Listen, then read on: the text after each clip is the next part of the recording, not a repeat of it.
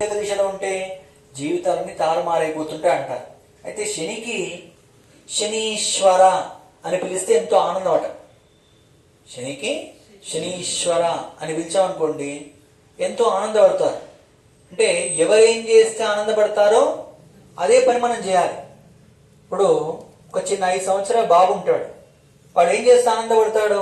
ఒక చాక్లెట్ ఇస్తే ఆనందపడతాడు, లేకపోతే ఒక స్మార్ట్ ఫోన్ ఇస్తే ఆనందపడతాడు. అవునా? అంటే ఎవరేం చేస్తే ఆనందపడతారో ఆ పని మనం చేయాలి. అప్పుడు అంటే మనకు నచ్చింది కదా అని చెప్పి ఎదుటి వాళ్ళకి నచ్చని పని మనం చేయకూడదు. వాళ్ళు మనం ఏం చేస్తే ఆనందపడతారు అనే విషయాన్ని తెలుసుకొని ఆ పని చేయాలి. అదేవిధంగా శని ఏం చేస్తే ఆనందపడతాడండి? శనీశ్వర అని పిలిచినంత మాత్రమే ఆనందపడతాడట. కావున అయ్యా శనీశ్వర, మా వింటేమని మమ్మల్ని కాపాడు స్వామి అని చెప్పాక శనీశ్వర నమస్కారం చేసుకోండి.